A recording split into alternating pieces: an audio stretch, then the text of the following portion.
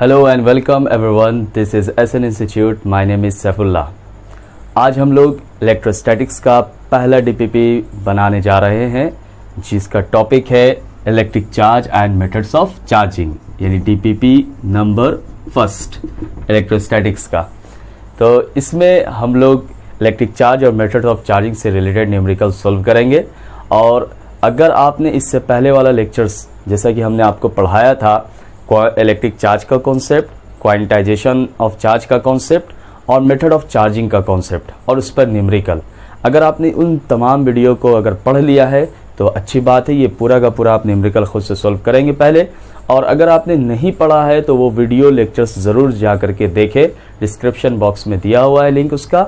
और उस कॉन्सेप्ट को अगर क्लियर कर लेते हैं तो ये डीपीपी आपको आसान तरीके से समझ में आएगा और आप पहले खुद इसे सॉल्व करेंगे और मज़ा भी आएगा। तो स्टूडेंट्स, स्टार्ट करते हैं हम लोग electric charge and methods of charging पर DPP question number first. Let's start. Question number first ये है कि can a body have a charge of पहला नंबर है ए में 0.32 इंटू 10 पे पावर -18 कूलम। क्या किसी बॉडी पर 0.32 इंटू 10 पे पावर -18 कूलम चार्ज हो सकता है? क्या ये पॉसिबल है? तो ये सवाल जब आया तो आपके दिमाग में कौन सा कॉन्सेप्ट आना चाहिए? सबसे पहले आपके दिमाग में वो जो कॉन्सेप्ट आना चाहिए वो आना चाहिए quantization of charge. Quantization of charge में आप क्या निकालेंगे? Number of electrons. अगर नंबर ऑफ इलेक्ट्रॉन्स इंटीजर्स के फॉर्म में आता है तो पॉसिबल है, चार्ज होगा। और अगर नहीं आता है इंटीजर्स के फॉर्म में, फ्रैक्शन और डिसिमल के फॉर्म में आता है तो पॉसिबल नहीं है। देखिए कैसे बनाएंगे इस सवाल को। तो हम लोग जानते हैं Q बराबर होता है N इंटू E। तो हम क्या करेंगे? N निकालेंगे, नंबर ऑफ इलेक्ट्रॉन हमें निकालना है। तो नंबर ऑफ इलेक्ट्रॉन निकालने के लिए हम क्या करते हैं? Q बाई E करते हैं। अब यहाँ पर Q का वैल्यू जो दिया हुआ है 0.32 इंटू 10 पे पावर -18 बाई, और E का वैल्यू होता है 1.6 इंटू 10 पे पावर -19। ये बात आप अच्छी तरीके से जान रहे हैं। ये हटा दिया, ऊपर चला गया 10 और इसे हटाया, नीचे आया 100 और ये कैंसिल हो गया। कितना बार में कैंसिल हो गया? ये 10 बार में कैंसिल हो गया। तो देखिए 16 2 ज़ा 32, 2 इंटू 10 पे पावर -18 और ये -19 ऊपर जाएगा +19 के फॉर्म में, और यहाँ 10 पे पावर 1 है, ऊपर जाएगा -1 के फॉर्म में। तो इसका वैल्यू n बराबर जो आ गया 2 इंटू 10 पे पावर -18 -1 -19 +19। ये क्या हो गया? कैंसिल हो गया। n बराबर कितना आया? 2। तो इसका जवाब होगा यस। इसका आंसर क्या होगा? Yes, it is possible. ये किसी बॉडी पर 0.32 इंटू 10 पे पावर -18 कूलम चार्ज हो सकता है। ये आसान है। क्यों? क्योंकि n जो आया वो किस फॉर्म में आया? ये आया इंटीजर के फॉर्म में। अब नेक्स्ट क्वेश्चन देखिए, अगर ये रहता 0.64 इंटू 10 पे पावर -20 कूलम, क्या ये पॉसिबल है? क्या ये पॉसिबल है कि किसी बॉडी पर इतना चार्ज हो? तो बस करना क्या है, हमें नंबर ऑफ इलेक्ट्रॉन निकालना। नंबर ऑफ इलेक्ट्रॉन निकालने का तरीका आप जानते हैं। नंबर ऑफ इलेक्ट्रॉन निकालने का तरीका Q बाई E होता है। Q दिया हुआ 0.64 इंटू 10 पे पावर -20 और E का वैल्यू होता है 1.6 इंटू 10 पे पावर -19। अब यहां से जब हमने इसे हटाया तो ऊपर आ गया, इसे हटाएंगे ऊपर आएगा 10, इसे हटाएंगे नीचे आएगा 100 और ये 10 बार में कैंसिल, और ये 16 4 ज़ा 64 होता है, 4 इंटू 10 पे पावर -20 और ये -19 ऊपर जाएगा +19 और +1 है तो ऊपर जाएगा -1 के फॉर्म में। तो क्या हो गया? 4 इंटू 10 पे पावर -20 -1 -21 +19। तो आ गया 4 इंटू 10 पे पावर -2। 4 इंटू 10 पे पावर -2 को हम लोग क्या लिख सकते हैं? 4 इंटू 10 पे पावर -2 को 0.04 लिख सकते हैं। अब देखिए ये किस फॉर्म में आया? ये डिसिमल के फॉर्म में आया। तो क्या ये पॉसिबल है कि किसी बॉडी पर इतना चार्ज होगा? ये पॉसिबल नहीं है। इसका जवाब होगा नो। अब अगर इसी तरीके से एक और क्वेश्चन अगर देख लिया जाए कि अगर मान लीजिए क्वेश्चन रहता कि 4.8 इंटू 10 पे पावर -21 कूलम, ये रहता 4.8 इंटू 10 पे पावर माइनस 21 कूलम। क्या ये पॉसिबल है, किसी बॉडी पर इतना चार्ज हो सकता है? 4 इंटू 10 पे पावर माइनस 21 कूलम। तो इसमें भी हम क्या करेंगे, इसमें भी n निकालेंगे। n बराबर क्या होगा, q अपॉन e। तो q का वैल्यू कितना हो गया, 4.8 इंटू 10 पे पावर माइनस 21। e का वैल्यू कितना हुआ, 1.6 इंटू 10 पे पावर माइनस 19। अब इसका वैल्यू देखिए, ये डिसिमल कैंसिल, ये कितना बार में, 3 बार में कैंसिल हो गया। तो 16 3 48 इंटू 10 पे पावर माइनस 21 और माइनस 19 ऊपर चला गया, प्लस 19। 3 इंटू 10 पे पावर माइनस 2 आ जाएगा। 3 इंटू 10 पे पावर माइनस 2 को हम लोग क्या लिख सकते हैं, 0.03। This is the n। Integers form में नहीं है, बल्कि किस फॉर्म में, फ्रैक्शन के फॉर्म में है। तो ये आप समझ में आ गया ये बात आपको कि किसी बॉडी पर अगर हमें चार्ज देखना है कि क्या ये पॉसिबल है, तो ये पहला नंबर पॉसिबल था, सेकंड नंबर पॉसिबल नहीं था, नो, और थर्ड नंबर भी क्या होगा, नो में आएगा। ये किसी बॉडी पर चार्ज नहीं हो सकता है। कितना, 4.8 इंटू 10 पे पावर माइनस 21 कूलम। तो ये सवाल आप समझ गए। अब इसके बाद नेक्स्ट क्वेश्चन हम लोग देखते हैं। उस क्वेश्चन जब हम लिखेंगे बोर्ड पर, और वो सवाल आप खुद से पहले बनाएंगे, सोल्व करेंगे, और उसके बाद अगर आप बना लेते हैं तो अच्छी बात है, और फिर उसके बाद आप सॉल्यूशन से मिलाइएगा कि आपका आंसर करेक्ट है या फिर रॉन्ग है।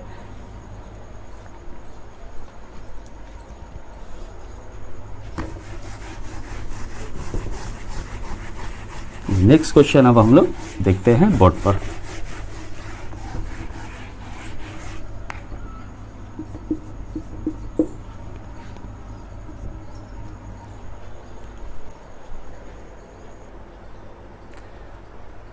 देखिए स्टूडेंट, अब क्वेश्चन नंबर 2 आपके बोर्ड पर है, और इस सवाल को पहले आप खुद से सॉल्व करें और उसके बाद इसका सॉल्यूशन देखें वीडियो पॉज करके। चलिए देखिए ये सवाल क्या कहता है। सवाल कहता है, इन ए न्यूट्रल स्फीयर 5 इंटू 10 पे पावर 21 इलेक्ट्रॉन्स आर प्रेजेंट। एक कैसा स्फीयर है, न्यूट्रल स्फीयर है, जिस पर कितना इलेक्ट्रॉन प्रेजेंट है, 5 इंटू 10 पे पावर 21 इलेक्ट्रॉन प्रेजेंट है।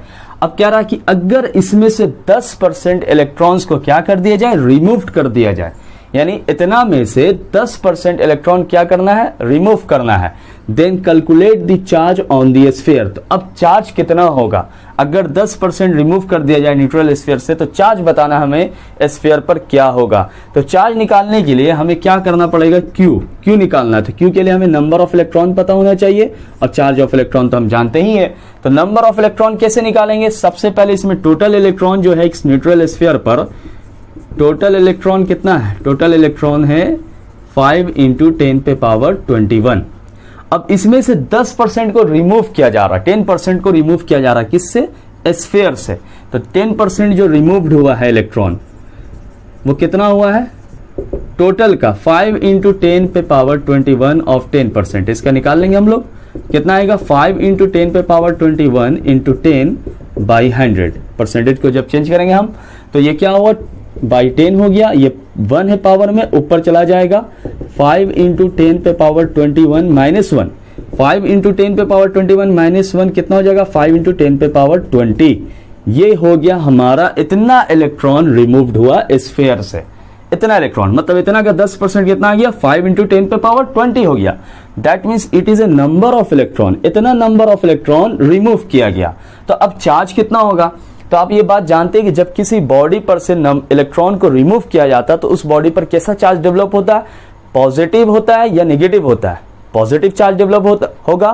तो पॉजिटिव चार्ज डेवलप्ड हो रहा है, तो देखिए Q बराबर n कितना है, 5 इंटू 10 पे पावर 20, और E का वैल्यू आप जानते हैं 1.6 इंटू 10 पे पावर माइनस 19।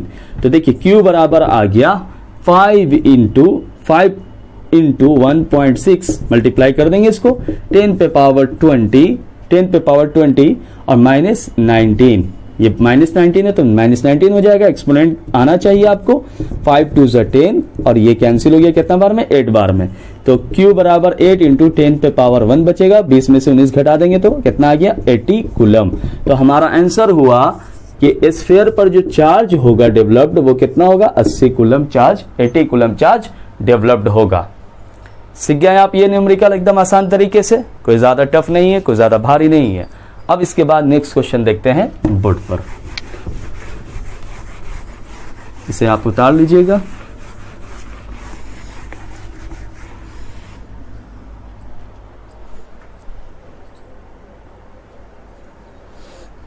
देखिए स्टूडेंट, अब नेक्स्ट क्वेश्चन आपके बोर्ड पर लिखा हुआ है, क्वेश्चन नंबर 3। आप इस सवाल को पढ़ें और वीडियो पॉज करके खुद से बनाएं और सॉल्व करें। देखिए सवाल क्या कहता है इसमें। क्वेश्चन ये कहता है कि एक गिलास टम्बलर है, कंटेंट्स 1 बिलियन अमीबा, यानी एक गिलास में कितना अमीबा प्रेजेंट है? 1 बिलियन अमीबा। मान लीजिए कि जैसे गिलास है, ठीक है, और इस गिलास में जो अमीबा की संख्या है यानी नंबर है वो कितना है? 1 बिलियन है। यानी नंबर ऑफ अगर अमीबा देखा जाए तो नंबर ऑफ अमीबा जो हुआ वो जा करके कितना हुआ? 1 बिलियन। और ये बात आप जानते हैं कि 1 बिलियन बराबर जो होता है वो होता है 10 पे पावर 9। दैट मीन्स 1 बिलियन अगर देखा जाए 1 बिलियन बराबर, तो 1 बिलियन बराबर कितना होता है? 10 पे पावर 9। तो 1 बिलियन बराबर मतलब 10 पे पावर 9 अमीबा है इस गिलास में। हर अमीबा पर क्या है? दो sodium ions, 2 sodium ions are there on the body of each amoeba. तो 2 सोडियम आयंस है, तो एक सोडियम आयन जो होता है वो एक पॉजिटिव चार्ज कैरी करता है। 2 सोडियम आयन है तो कितना चार्ज कैरी करेगा? 2। ठीक, तो number of electrons present in 1 billion amoeba. बात समझ रहे ना? ये सब लिखने की जरूरत नहीं, बस इसको समझा रहे हैं ये चीज कि किस तरीके से बनाते हैं। तो 1 बिलियन अमीबा में जैसे कि एक अमीबा पर इतना चार्ज 2, तो 10 पे पावर 9 पर कितना होगा? तो क्या करेंगे? 2 इंटू 10 पे पावर 9 ये हुआ। तो 2 इंटू 10 पे पावर 9 जो है इलेक्ट्रॉन प्रेजेंट होगा। यानी 2 सोडियम आयन से तो 2 इलेक्ट्रॉन है एक अमीबा पर, तो 1 बिलियन पे कितना? 10 पे पावर 9 पर कितना? तो 2 इंटू 10 पे पावर 9। तो ये क्या निकला हमारा? ये निकला number of electron. This is the number of electron. तो नंबर ऑफ इलेक्ट्रॉन हो गया हमारा 2 इंटू 10 पे पावर 9।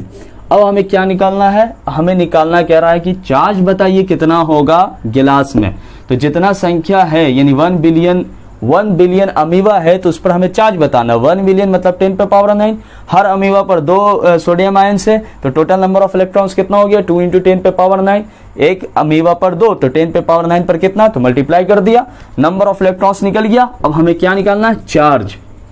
चार्ज निकालना है, Q। तो Q बराबर क्या होगा? N into E। तो N का वैल्यू कितना हुआ? 2 इंटू 10 पे पावर 9 और E का वैल्यू होता है 1.6 इंटू 10 पे पावर -19। अब मल्टीप्लाई कर देंगे 2 इंटू 1.6 को, तो 3.2 इंटू 10 पे पावर 9 -19। दैट मीन्स 3.2 इंटू 10 पे पावर -10 कूलम। ये चार्ज प्रेजेंट होगा इस गिलास में। यानी 1 बिलियन अमीबा पर टोटल जो चार्ज प्रेजेंट होगा वो होगा 3.2 इंटू 10 पे पावर -10 कूलम। तो ये सवाल आप अच्छी तरीके से सीख गए, इसमें कोई प्रॉब्लम नहीं। ठीक,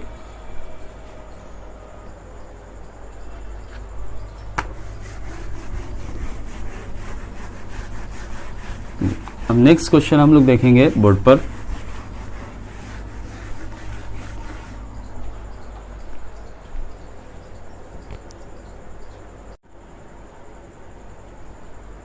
देखिए स्टूडेंट, अब क्वेश्चन नंबर 4 आपके बोर्ड पर है। इसे आप पढ़ करके खुद से पहले वीडियो पॉज करके सॉल्व करें, इसके बाद इसका सॉल्यूशन देखिए।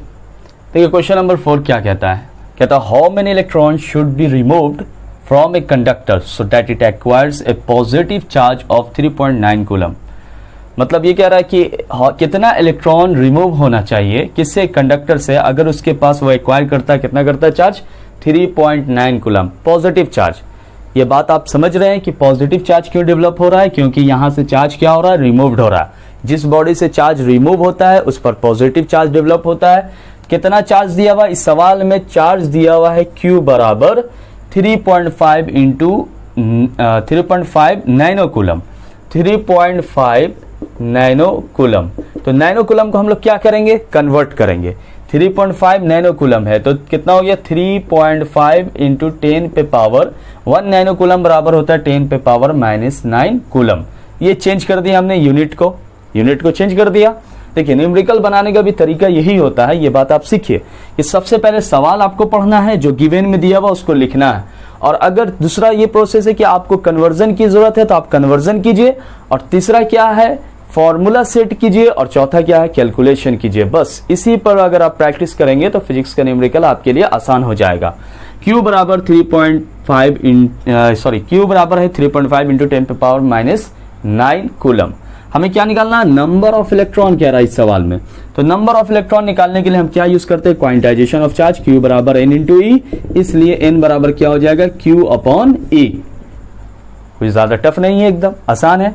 तो N बराबर हो गया Q का वैल्यू 3.5 इंटू 10 पे पावर माइनस 9 बाई E का वैल्यू था 1.6 इंटू 10 पे पावर माइनस 19।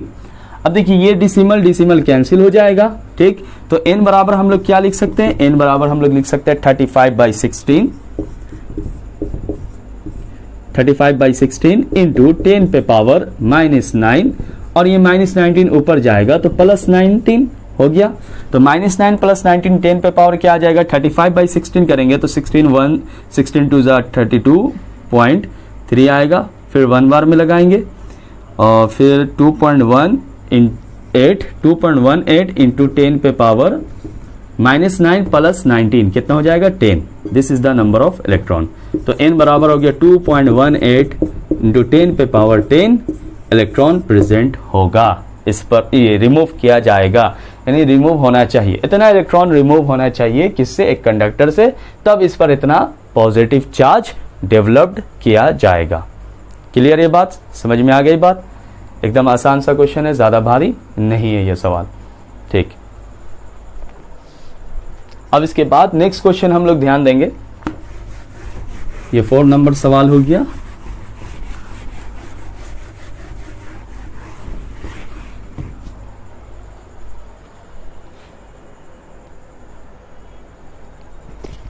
अब देखिए स्टूडेंट, यहां पर क्वेश्चन नंबर 5 बोर्ड पर लिखा हुआ है। क्वेश्चन नंबर 5 पढ़िए। देखिए इस तरीके का सवाल हमने पहले लेक्चर्स में भी आपको बताया, इसलिए आपको पहला और दूसरा तीसरा लेक्चर यानी 3 लेक्चर्स इलेक्ट्रोस्टैटिक्स का देखना जरूरी है। और अगर आप देख लेते तो फिर ये सवाल आपके लिए कोई ज्यादा टफ नहीं होगा, बहुत आसान सवाल है और इसका प्रोसेस और इसका तरीका बता चुके हैं। देखिए इस सवाल में क्या कहता है? Calculate the number of electrons in 100 gram of CO2। 100 gram of CO2 में हमें नंबर ऑफ इलेक्ट्रॉन्स बताना है। तो इस तरीके के सवाल में करते क्या चीज है कि नंबर ऑफ इलेक्ट्रॉन्स कह रहा है निकालने के लिए। सवाल कभी नंबर ऑफ इलेक्ट्रॉन्स पर भी रह सकता है, कभी चार्ज भी बोल सकता है निकालने के लिए कि कितना चार्ज होगा 100 ग्राम कार्बन डाइऑक्साइड में। तो कुछ भी हो निकालने का, बस तरीका तो सिंपल से एक ही तरीका यूज करते हैं। अगर चार्ज बोलता तो Q बराबर N इंटू E करते हैं, लेकिन यहाँ पर सिर्फ क्या बोला है? नंबर ऑफ इलेक्ट्रॉन बोला है निकालने के लिए, नंबर ऑफ इलेक्ट्रॉन। तो देखिए इस क्वेश्चन को बनाने का तरीका ये है कि नंबर ऑफ इलेक्ट्रॉन्स आप कब निकालिएगा? जब सबसे पहले आप नंबर ऑफ मॉलिक्यूल्स निकालेंगे, ठीक है। नंबर ऑफ मॉलिक्यूल्स यानी नंबर ऑफ मॉलिक्यूल्स निकालिएगा कार्बन डाइऑक्साइड का। आ रही बात समझ में? 100 ग्राम ऑफ कार्बन डाइऑक्साइड में कितना नंबर ऑफ मॉलिक्यूल्स होगा? नंबर ऑफ मॉलिक्यूल्स निकालने का तरीका क्या होता है? मोल्स निकालिएगा आप और उस मोल्स को एवोगाड्रो नंबर से मल्टीप्लाई कीजिएगा। और मोल्स निकालने का तरीका क्या होता है? Given mass by molar mass. ये बात आप जानते हैं आसान तरीके से, आपने केमिस्ट्री में ये बात पढ़ी होगी। तो नंबर ऑफ मॉलिक्यूल्स निकालने का तरीका। अब देखिए टोटल नंबर ऑफ मॉलिक्यूल्स निकल जाएगा जब total number of molecules 100 gram of carbon dioxide, total number of molecules निकल गया। उसके बाद एक मॉलिक्यूल्स ऑफ कार्बन डाइऑक्साइड में कितना इलेक्ट्रॉन होता है ये निकालेंगे हम। एक मॉलिक्यूल्स ऑफ कार्बन डाइऑक्साइड में जितना भी इलेक्ट्रॉन होगा बस उसको नंबर ऑफ मॉलिक्यूल से मल्टीप्लाई कर देंगे तो हमारा नंबर ऑफ इलेक्ट्रॉन्स निकल जाएगा आसान तरीके से। तो देखिए कैसे हम क्या करेंगे, तो नंबर ऑफ इलेक्ट्रॉन्स हमें निकालना, नंबर ऑफ इलेक्ट्रॉन्स, ठीक। तो नंबर ऑफ इलेक्ट्रॉन्स के लिए हम सिंपल से यूज करते हैं formula moles into Avogadro number, ठीक। और इस एवोगाड्रो नंबर को किससे मल्टीप्लाई करेंगे? ये तो मोल्स इनटू एवोगाड्रो नंबर हो गया। नंबर ऑफ इलेक्ट्रॉन्स निकाल दो तो एक मॉलिक्यूल्स ऑफ कार्बन डाइऑक्साइड में ये नंबर ऑफ मॉलिक्यूल्स हुआ। नंबर ऑफ मॉलिक्यूल्स को किससे मल्टीप्लाई करेंगे? एक वन मॉलिक्यूल यानी one molecule of carbon dioxide में कितना इलेक्ट्रॉन होता है? तो इलेक्ट्रॉन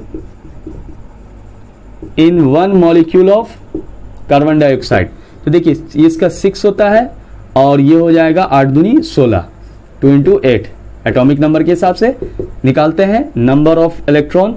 तो 6 हुआ इसका और ये हुआ 8 एटॉमिक नंबर, तो 8 दूनी 16, 16 और 6 कितना हो गया? 22, 22, तो 22 हो गया। तो एक मॉलिक्यूल ऑफ कार्बन डाइऑक्साइड में 22 इलेक्ट्रॉन होता है, ठीक, 22 इलेक्ट्रॉन होता है। और टोटल नंबर ऑफ मॉलिक्यूल्स में कितना इलेक्ट्रॉन होगा, तो टोटल नंबर ऑफ मॉलिक्यूल्स को 22 से मल्टीप्लाई कर देंगे, हमारा आंसर आ जाएगा। तो कोई भी सवाल रहे, बस यही आपको काम करना है इसमें कि आपको मोल्स इंटू Na करना और उसके बाद एक मॉलिक्यूल्स में जितना इलेक्ट्रॉन होता है उससे मल्टीप्लाई कर दीजिएगा, तो नंबर ऑफ इलेक्ट्रॉन आसानी से निकल जाएगा। तो अब मोल्स निकालने का तरीका, फॉर्मूला लिखे हुए given mass by molar mass. Given mass कितना दिया हुआ, 100 ग्राम। मोलर मास कितना होता है, मॉलिक्यूलर मास कार्बन डाइऑक्साइड का अगर आपको निकालना होगा मॉलिक्यूलर मास, तो कार्बन डाइऑक्साइड का मॉलिक्यूलर मास आप कैसे निकाल सकते हैं, कार्बन डाइऑक्साइड, ठीक है। तो ये 8 8 दूनी 16 16 दूनी 32 होता है, इसका 12 होता है, 6 दूनी 12 मॉलिक्यूलर मास जो होता है, तो 2 इंटू 16 तो हो गया 44 ग्राम आएगा। तो 44 हो गया by 44 given mass by molar mass into Avogadro number कितना है 6.022 इंटू 10 पे पावर 23 और इंटू 22, यानी एक मॉलिक्यूल्स में 22 इलेक्ट्रॉन होता है। तो एक मॉलिक्यूल कार्बन डाइऑक्साइड में 22 इलेक्ट्रॉन होता है। अब इसको हम क्या कैलकुलेशन करेंगे, 100 बाई 44 इंटू 6.022 को हम लोग क्या लिखेंगे 6 और इसको क्या लिखेंगे 10 पे पावर 23 और इंटू क्या हो गया 22। अब देखिए कैंसिल करते हैं, 22 को 44 दो बार में कैंसिल होगा, क्लियर। अब दो बार में ये कैंसिल हुआ, 2 से 6 कितना बार में कैंसिल होगा, 3 बार में, तो 3 इधर आ गया, 3 इंटू 100 को हम लोग क्या लिख सकते हैं 10 पे पावर 2 और 10 पे पावर क्या हो गया 23। अब देखिए पावर क्या हो जाएगा, ऐड हो जाएगा, तो नंबर ऑफ इलेक्ट्रॉन्स क्या हो गया 3 इंटू 10 पे पावर 2 प्लस 23, n बराबर हो गया 3 इंटू 10 पे पावर 25 इलेक्ट्रॉन्स। तो 100 ग्राम ऑफ कार्बन डाइऑक्साइड में कितना इलेक्ट्रॉन प्रेजेंट हुआ, 3 इंटू 10 पे पावर 25 इलेक्ट्रॉन प्रेजेंट होगा 100 ग्राम ऑफ कार्बन डाइऑक्साइड में। और अगर इसमें चार्ज बोलते निकालने के लिए तो हम क्या करते हैं, Q बराबर N इंटू E करते हैं। तो N हमारा तो निकला हुआ था, E से मल्टीप्लाई करते हैं, यानी 1.6 इंटू 10 पे पावर -19 से, तो आसानी से ये सोल्व हो जाता। समझ में आ गई बात, ये सवाल इसको आप उतार लीजिए, एकदम आसान सा क्वेश्चन है, ज्यादा टफ नहीं है। ऐसा कुछ भी कोई भी सवाल रहे तो आप इसी तरीके से बना सकते हैं। अब क्वेश्चन नंबर 6 देखेंगे हम लोग।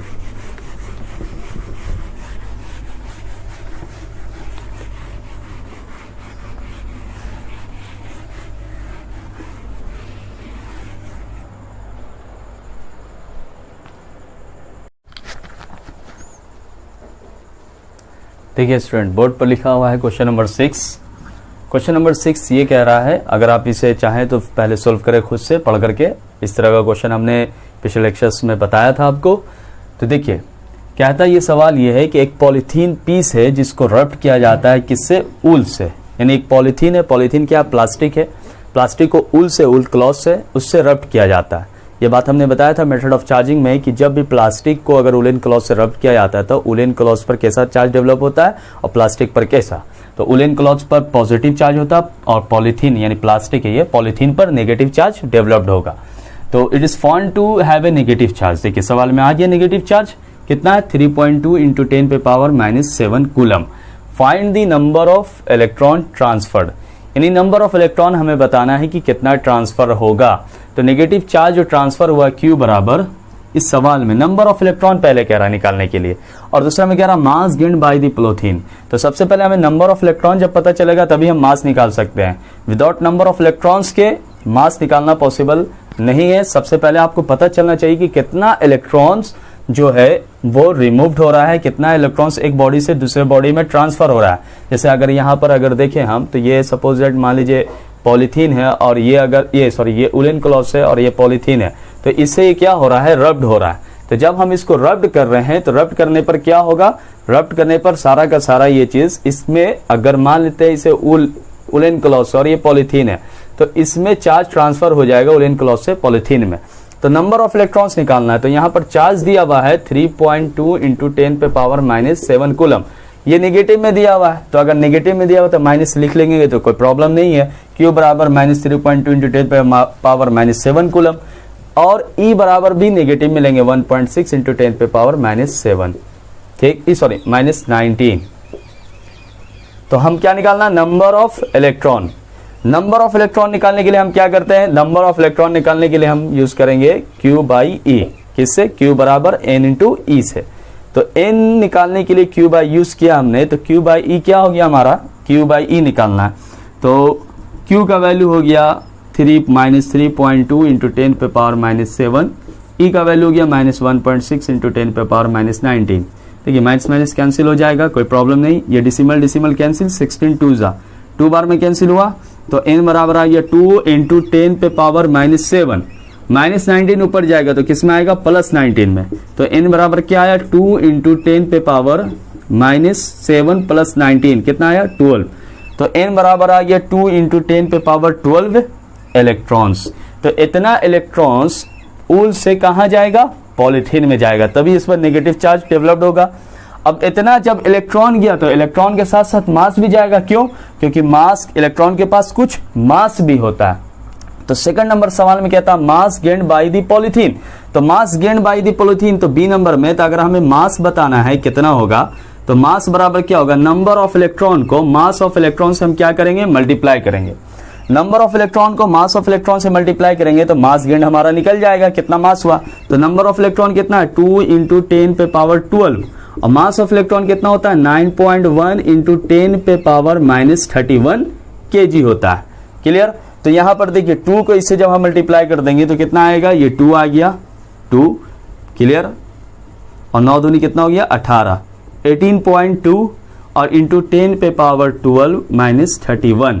अब इसको अगर हम लोग सोल्व करेंगे तो हमारा वैल्यू आएगा, इस फॉर्म में अगर लाए हम 1.82 के फॉर्म में, या फिर 18.2 लिखे, 1.82 10 पे पावर, ठीक है, तो सॉरी एक मिनट, 18.2 इंटू 10 पे पावर 12 में से 31 को हम घटा देंगे तो कितना आएगा, -29 kg। ये हमारा आंसर होगा। 18.2 इंटू 10 पे पावर -29 kg होगा। इतना मास जो है गेंड हो जाएगा, बढ़ जाएगा। 18.2 इंटू 10 पे पावर -29 kg किससे मल्टीप्लाई किया, 9.1 इंटू 10 पे पावर -31 से। 12 में से 31 चला जाएगा तो ये -29 बचेगा। तो ये सवाल आप सीख गए आसान तरीके से। क्वेश्चन नंबर 6 कंप्लीट हो गया। अब क्वेश्चन नंबर 7 हम लोग पढ़ेंगे, बनाएंगे।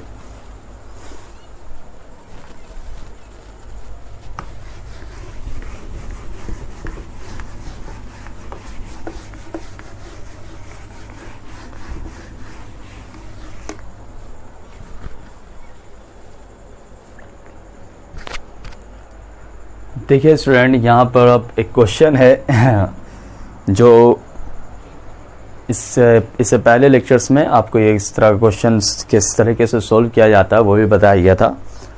तो ये देखिए क्वेश्चन तो काफ़ी बड़ा नज़र आ रहा है कि यहाँ से यहाँ तक लिखा हुआ सवाल है। अब ये क्वेश्चन आखिर है क्या, ये क्वेश्चन है मैटर्स, यानी हम जानते हैं कि मैटर्स एटम से बना होता है और atom constituent particles electron, protons और न्यूट्रॉन से बना होता है। तो उससे भी छोटा जो पार्टिकल्स होता है जिसे हम क्वार्क्स कहते हैं, उसके बेस्ट पर यह सवाल है। सवाल क्या है, देखिए सवाल ये है कि it is not believed that protons and neutrons, यानी ऐसा माना जाता है कि प्रोटॉन्स और न्यूट्रॉन्स जो इस constitute nuclei of ordinary matter are themselves made of more elementary units, यानी एक बहुत ज़्यादा मोर एलिमेंट्री यूनिट्स से मिल करके बने हैं प्रोटॉन और न्यूट्रॉन, जिसका नाम क्या है, क्वार्क्स। ये बात याद रखिए, क्वार्क्स नाम है। A proton and neutron consist of 3 quarks, यानी एक प्रोटॉन और एक न्यूट्रॉन में कितना क्वार्क्स होना चाहिए, 3। ये बात याद रखिएगा, अगर एक प्रोटॉन बनेगा तो 3 क्वार्क्स से मिलकर बनेगा। 2 टाइप्स ऑफ क्वार्क्स होता है जनरली, यहाँ पर आपको ये बात बताया जा रहा है जो सिलेबस में आपके 2 तरीके का क्वार्क्स होता है। एक का नाम होता है अप क्वार्क्स जिसको डिनोट किया जाता है यू से, और दूसरे का नाम होता है डाउन क्वार्क्स जिसको डिनोट किया जाता है डी से। ठीक, यू और डी, यानी यही 2 तरीके का क्वार्क्स मिल करके बनाएगा क्या चीज, प्रोटॉन और न्यूट्रॉन। तो प्रोटॉन के लिए 3 तरीके का क्वार्क्स चाहिए, यानी यू और डी में क्या कंपोजिशन करेंगे, हम क्या सेट करेंगे कि यू डी और एक और, या तो यू या तो डी मिल करके क्या बनाएगा, मिल करके बनाएगा जा करके ये प्रोटॉन बनाएगा। यानी या तो सिर्फ 3 यू भी हो सकता है, 3 डी भी हो सकता है, या फिर यू और डी मिल करके, यानी 3 होना चाहिए। अब चार्ज दिया हुआ, यू का चार्ज दिया हुआ है कितना, यू का चार्ज दिया हुआ है 2/3 इलेक्ट्रॉन प्लस में ये, और डाउन क्वार्क्स का, अप क्वार्क्स का हो गया ये, और डाउन क्वार्क्स का क्या हो गया, -1/3 इलेक्ट्रॉन हो गया। अब ये together with electrons build up ordinary matter, quarks of the other types have also have been formed which give rise to different unusual varieties of matters। यानी इसमें ये चीज पाया गया कि अलग अलग तरह का जो मैटर्स होता है जिसका डेवलपमेंट होता है पार्टिकल्स का, तो ये किस तरीके से होता है, कंस्टिट्यूएंट पार्टिकल मिलकर के किस तरीके से बनाता है। सजेस्ट पॉसिबल क्वार्क्स, सवाल क्या कहता है कि एक पॉसिबल क्वार्क्स बताना है जो कंपोजिशन करेगा किसका, प्रोटॉन का और न्यूट्रॉन का होना चाहिए। यानी प्रोटॉन और न्यूट्रॉन के लिए क्या कंपोजिशन होना चाहिए क्वार्क्स का। तो सबसे पहले ये बात समझिए कि जब हम बात करेंगे प्रोटॉन, जब भी हम बात करते हैं प्रोटॉन के बारे में, तो प्रोटॉन के बारे में ये बात याद रखना है कि प्रोटॉन पे जो चार्ज होता है, चार्ज ऑफ जो प्रोटॉन होता है, चार्ज ऑफ प्रोटॉन वो कितना होता है, E के बराबर होता है। यानी 1 इलेक्ट्रॉन का जो चार्ज होगा वही प्रोटॉन का चार्ज होगा, ये बात आप जानते हैं। और न्यूट्रॉन के बारे में अगर जब हम बात करेंगे, देखिए अभी सब मिटा रहे हैं यहाँ पर क्योंकि ये बात आप समझ चुके हैं अच्छे तरीके से।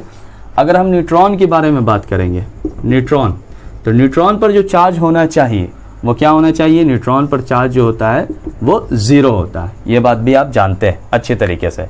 तो अब देखिए प्रोटॉन और न्यूट्रॉन, यानी प्रोटॉन के लिए क्या कंपोजिशन होगा क्वार्क्स का और न्यूट्रॉन के लिए क्या कंपोजिशन होगा क्वार्क्स का। तो क्वार्क्स दो तरीके का है, अप क्वार्क्स और डाउन क्वार्क्स। तो दो तरीके का क्वार्क्स है, एक है U है और दूसरा D है, ठीक है, U और D। तो U का जो चार्ज है वो +2e/3 है और D का जो है -e/3 है। -e को 1 से मल्टीप्लाई करेंगे, -e/3। अब U और D, तो देखिए इसको हम किस तरीके से कंपोस्ट करें, कैसे हम बनाएंगे कि इसको जोड़ने पे, घटाने पे, कुछ भी करने पे E के बराबर वैल्यू आना चाहिए। तो देखिए हम क्या करते हैं, हमने लिया क्या लिया, ये प्रोटॉन के लिए, फॉर प्रोटॉन के लिए, प्रोटॉन के लिए हम कॉम्बिनेशन देखते हैं। तो अप क्वार्क्स और डाउन क्वार्क्स का, तो हम लेते हैं U, ठीक है, U और D, ठीक, U और U D लिया, देखते हैं कि होता है या नहीं होता है। अगर पहले 3 U लेते हैं, सपोज दैट U लिया, तो देखिए +2e/3 +2e/3 +2e/3 सबको कंबाइन कर रहे हैं तो ऐड हो जाएगा। तो क्या हो गया, 3 आया। अब देखिए 2 4 6, तो कितना हो गया, 6e आ जाएगा। तो ये कैंसिल होकर के कितना आएगा, 2e आया। तो क्या ये पॉसिबल है, प्रोटॉन पर कितना चार्ज होना चाहिए, E के बराबर होना चाहिए। यानी प्रोटॉन का जो चार्ज होना चाहिए वो E के बराबर होना चाहिए, बट यहाँ कितना आ रहा है, 2e आ रहा है। तो ये अगर U लेंगे तो ये पॉसिबल नहीं होगा। तो अब यहाँ पे से U को हटाते हैं हम, U D लेते हैं, ठीक है, U को कन्वर्ट किया किसमें, D में, यानी डाउन क्वार्क्स यहाँ पर रखा हमने। अब देखिए U क्या है, 2e/3 +2e/3। डाउन क्वार्क्स का क्या होता है, +-e/3। अब इसको जब हम सोल्व करेंगे क्या आएगा, 2e/3, ये प्लस में +2e/3, प्लस माइनस क्या होगा, -e/3। अब इसमें एलसीएम लिया तो क्या आया, 3 आया। अब 2e + 2e -e, 2 2 4 में से एक जाएगा तो कितना बचेगा, बचेगा 3e/3। 3 से 3 कैंसिल हो गया, क्या बचा, e आया। तो देखिए ये 1 इलेक्ट्रॉन के बराबर आ गया ना, जो चार्ज ऑफ इलेक्ट्रॉन के बराबर आ गया ये, तो पता ये चला कि ये कॉम्बिनेशन बिल्कुल सही है, दुरुस्त है, किसका, प्रोटॉन का। तो प्रोटॉन के लिए क्या कॉम्बिनेशन होना चाहिए क्वार्क्स का, U D होना चाहिए। अब इसी तरीके से न्यूट्रॉन का देखिए, न्यूट्रॉन के लिए अब यहाँ पे से हमने U किया था, D आया था। अब यहाँ पर न्यूट्रॉन का लेते हैं हम, तो न्यूट्रॉन का भी यही कॉम्बिनेशन होगा। अगर हम लेते हैं न्यूट्रॉन के लिए D, ठीक है, सिर्फ D लेते हैं, D लिया तो -e/3 सबको अगर प्लस माइनस करेंगे तो प्लस माइनस माइनस होगा, -e/3 क्या आया, 3 आया। तो जब 3 आया तो यहां पर देखिए -3e/3 3 कैंसिल, -e आया, जो पॉसिबल है नहीं है। क्यों नहीं है पॉसिबल, क्योंकि इलेक्ट्रॉन नहीं आना चाहिए, क्या आना चाहिए, 0 आना चाहिए। वैल्यू जो आना चाहिए वो 0 आना चाहिए, चार्ज ऑफ न्यूट्रॉन क्या आना चाहिए, 0, बट यहाँ इलेक्ट्रॉन आ रहा, तो ये पॉसिबल नहीं है। तो फिर पॉसिबल क्या होगा, फिर पॉसिबल हम देखते हैं क्या होना चाहिए। जैसे यहाँ पर U D आया था, तो U, अब इस U को D में हम कन्वर्ट करते हैं, D, ठीक। U का वैल्यू क्या है, 2e/3, ठीक है, प्लस में ये। अब यहाँ पर देखिए प्लस -e/3 +-e/3, तो प्लस माइनस माइनस होगा, 2e/3 -e/3 -e/3। एलसीएम लिया, क्या आया, 3, 2e -e, समझ में आ रही है बात, -e। तो देखिए 2e आया, 2e अब माइनस ई क्या हुआ -2e/3, 2e में से 2e क्या गया 0/3, आंसर क्या आया 0। तो चार्ज ऑफ न्यूट्रॉन क्या हुआ 0 आया, तो 0 के बराबर आया ना। तो ये कॉम्बिनेशन सही है किसके लिए, न्यूट्रॉन के लिए। तो न्यूट्रॉन के लिए कॉम्बिनेशन क्वार्क्स का क्या होना चाहिए, कंपोजिशन UDD, यानी एक अप क्वार्क्स और 2 डाउन क्वार्क्स। और इसके लिए क्या होता है 2 अप क्वार्क्स और 1 डाउन क्वार्क्स, मतलब उल्टा अपोजिट। इस तरह का सवाल मेडिकल में पूछा जा चुका है और ये सवाल आप अच्छी तरीके से समझ चुके हैं। तो इसके बाद अब हम क्वेश्चन देखते हैं। क्वेश्चन नंबर 7 कंप्लीट हो चुका है, क्वेश्चन नंबर 8 देखते हैं बोर्ड पर।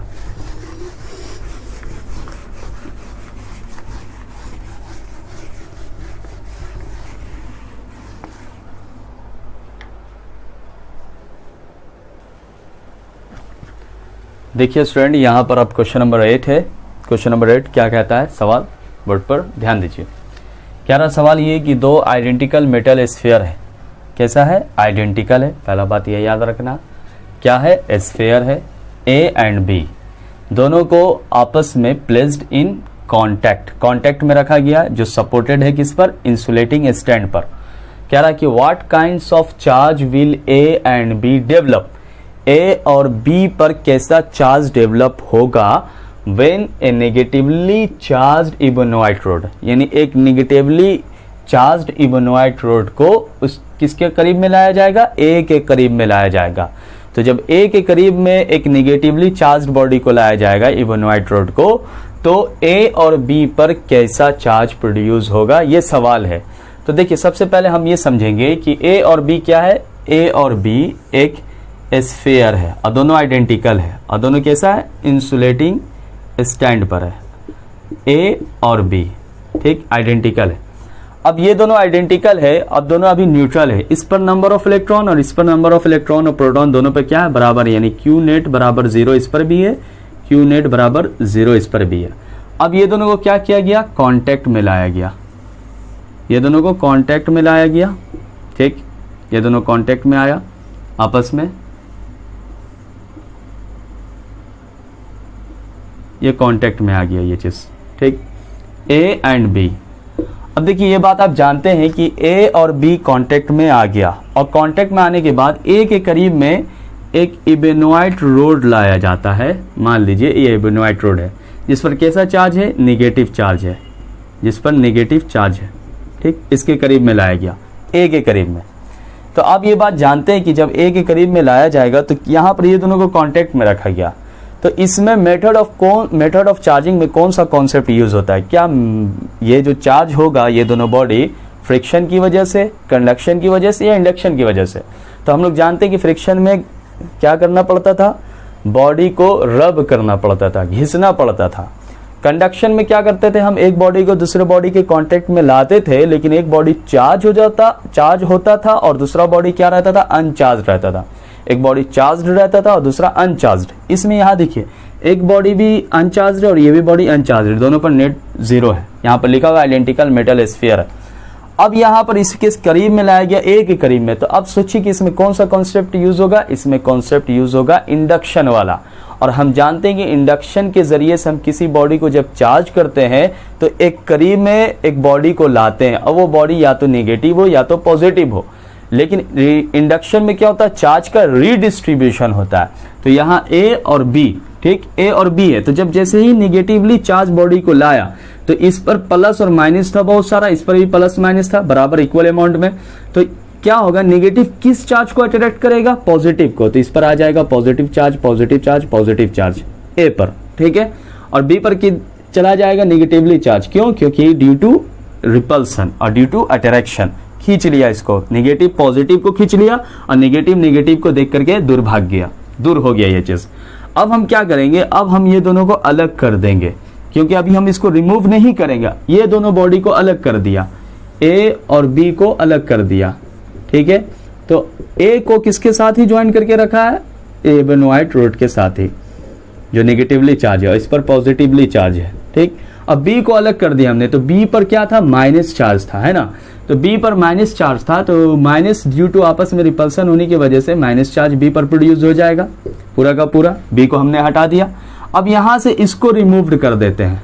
अब जब इसको रिमूव करेंगे तो इस ए पर कैसा चार्ज आ जाएगा, सिर्फ प्लस था, तो प्लस क्या हो जाएगा, प्लस प्लस आपस में रिपल्सन की वजह से डिस्ट्रीब्यूट हो जाएगा, रीडिस्ट्रीब्यूट हो गया चार्ज का। तो ए पर आ गया पॉजिटिव और बी पर आ गया निगेटिव चार्ज। ये हमारा हुआ आंसर इस क्वेश्चन का। तो मेरे ख्याल से इसमें आपने इंडक्शन का भी कॉन्सेप्ट समझ लिया होगा। ठीक है, तो ये सवाल आप समझ गए। दो आइडेंटिकल मेटल स्फीयर वाला क्वेश्चन क्लियर हो गया। अब क्वेश्चन नंबर 9 देखते हैं।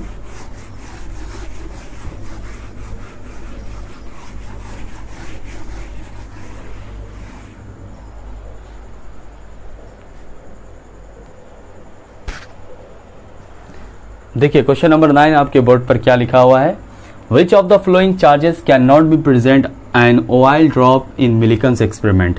तो कौन सा चार्ज इस पर can not be develop, can not be present नहीं होना चाहिए। तो चार्ज प्रेजेंट कब नहीं होगा, जब नंबर ऑफ इलेक्ट्रॉन्स इंटीजर्स के फॉर्म में होगा। नंबर ऑफ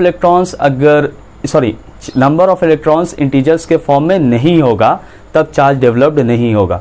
लेकिन अगर नंबर ऑफ इलेक्ट्रॉन्स अगर इंटीजर्स के फॉर्म में होता है तो चार्ज का डेवलपमेंट होगा, उस पर डेवलप्ड हो जाएगा, चार्ज पैदा हो जाएगा उस पर।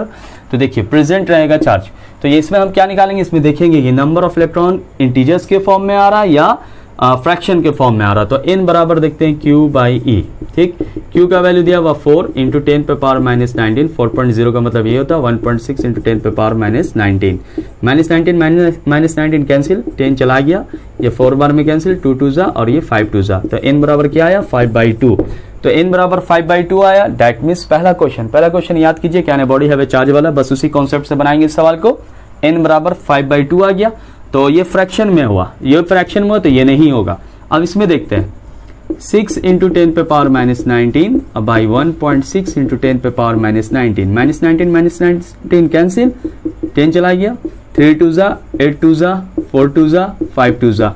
ठीक, 5 3 जा 15, 15/4। तो n बराबर क्या आया 15/4। तो ये भी फ्रैक्शन में आया, ये भी चार्ज डेवलप नहीं होगा, ये भी प्रेजेंट नहीं होगा। इसको देखते हैं, n बराबर 10 इंटू 10 पे पावर माइनस 19 बाई 1.6 इंटू 10 पे पावर माइनस 19। माइनस 19 कैंसिल, 10 चला गया, तो आ गया 100/16, ये कैंसिल हो जाएगा 25/4 में। तो ये भी आया किसमें, फ्रैक्शन में, ये भी आया फ्रैक्शन में, ये भी आया फ्रैक्शन में। तो इसका जवाब क्या हो गया D, ऑल ऑफ देम। कोई भी प्रेजेंट नहीं होगा इनमें से, ऑयल ड्रॉप पर कोई भी प्रेजेंट नहीं होगा। क्यों, क्योंकि n सभी किस में आया, फ्रैक्शन के फॉर्म में। इंटीजर्स के फॉर्म में जो आता तो वो प्रेजेंट होता। तो सीख गए आप क्वेश्चन नंबर 9। अब इसके बाद आखिरी सवाल, लास्ट क्वेश्चन नंबर 10।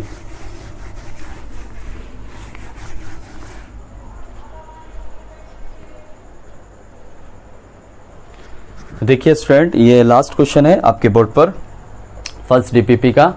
तो लास्ट क्वेश्चन ये कहता है कि in nature the electric charge of any system is always equal to. Electric charge जो नेचर में, जो सिस्टम में होता है, यानी Q बराबर क्या होता है।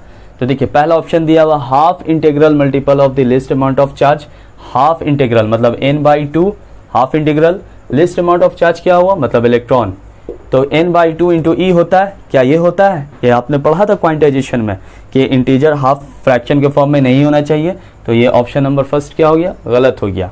Q बराबर क्या 0 होता है, ऑप्शन नंबर सेकंड के हिसाब से, ये भी गलत हो गया। Square of the list amount of charge Q बराबर E स्क्वायर होता है, तो ये भी गलत हो गया। और फोर्थ में क्या रहा, integral multiple of the list amount of charge. तो Q बराबर इंटीग्रल मल्टीपल यानी n और list amount of the charge मतलब E। Q बराबर n इंटू E होता है। तो ये बिल्कुल सही है, क्वांटाइजेशन ऑफ चार्ज यही कहता है कि हमारे सिस्टम में जो चार्ज होगा वो क्वांटाइज्ड होगा, Q बराबर n इंटू E के फॉर्म में होगा। तो इस तरीके से आपने पहला डीपीपी कंप्लीट कर लिया इलेक्ट्रोस्टैटिक्स का, जो इसका टॉपिक था electric charge and methods of charging. इसके बाद हम लोग नेक्स्ट लेक्चर जो स्टार्ट करेंगे वो कूलम्ब्स लॉ के ऊपर होगा, और उससे रिलेटेड हर टॉपिक जो भी हम लोग पढ़ते जाएंगे, हर टॉपिक में हम लोग कॉन्सेप्ट पढ़ेंगे और न्यूमेरिकल्स बनाएंगे।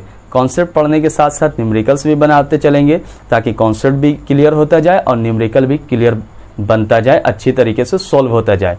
और वो न्यूमेरिकल हम लोग बनाएंगे जो IIT में जो नीट्स के एग्जामिनेशन में भी पूछा जाता है। प्रीवियस ईयर्स भी क्वेश्चन बनाएंगे और हर तरीके से जो कॉन्सेप्ट क्लियर होता जाएगा उस पर डीपीबी हम लोग प्रैक्टिस करते चलेंगे। तो ये बात, अगर आपको ये वीडियो अच्छा लगा और आपने ये कॉन्सेप्ट अच्छी तरीके से सीख लिया तो इस वीडियो को आप लाइक कीजिए और शेयर कीजिए और चैनल को सब्सक्राइब करना ना भूलें और दूसरे तक इसे ज़्यादा से ज़्यादा पहुँचाएँ। Thank you for watching this video.